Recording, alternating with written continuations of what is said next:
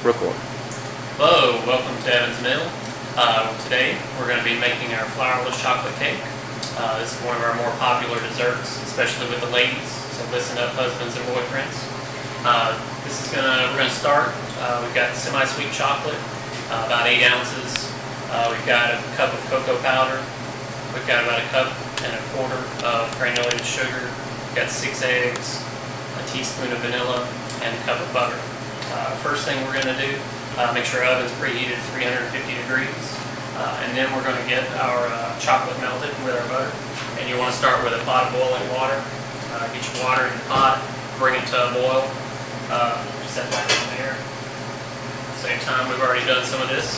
But you would add your chocolate and your butter together in a stainless steel bowl, just like this one. And then you're going to put those, once your water comes to a boil, go ahead and turn the heat off, and then you can put your chocolate, your butter on there, and just like that. And you can remove that from the heat, leave it sitting on the stove with the heat off, and just let that melt completely. Usually just mix it together with a spoon until it's all combined together nice. Next thing, while that's melting, we can get our pan ready. We're going to use a springform pan. It's about a 9-10 inch springform pan. Got a bottom in it. Usually spray it with just a little bit of spray, pan coating, and then just rub that around. You don't want a lot, just a real thin coating. And then on the bottom of that, we're going to put a piece of parchment paper, put a nice little circle out. And then I like to always bake these on a sheet tray or a cookie tray. It'll make them easier to take out of the oven once it's done. Alright, so we've got our pan ready, we've got our chocolate melting, and while those things are going, we're going to add all of our other ingredients together. We're going to start with our cocoa powder. This is 1 cup of cocoa powder, and we're going to sift these dry ingredients just to make sure we don't get any lumps in there. Got all that sifted in nice. It'll make for a much smoother consistency in the end. Any lumps in there, we'll dump those out. And then our granulated sugar, 1 1/4 cups. That's in there. Combine those together. And then we've got our eggs. Crack those. And that's 6 eggs.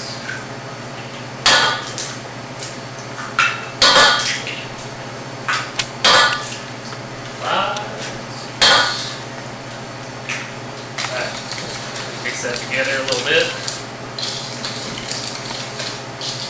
Good and combine it. We've got our vanilla. We'll pour that in.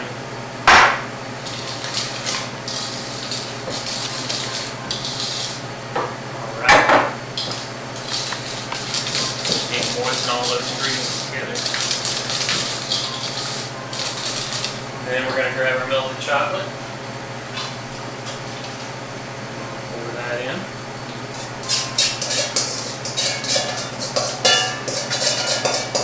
All the good chocolate out. We use a Belgian chocolate here at Evins Mill. Very good. The better the chocolate, the better it should be. Alright. Whisk that together. See how nice and shiny it is.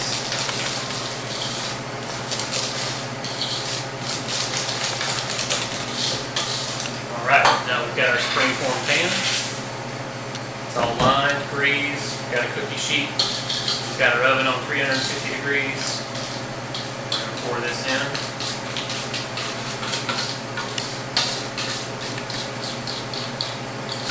Get it all out.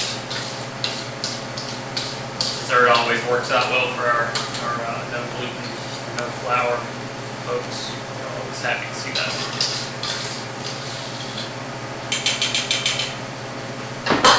Alright, around, and then we're going in the oven with that. And that usually takes, you want to start checking it after about 40 minutes.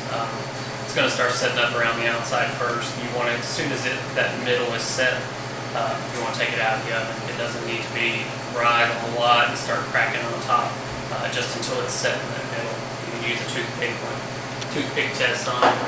And then the finished product, we've got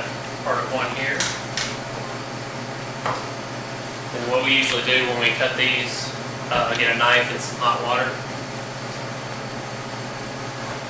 And this is going to help with make a nice clean cut.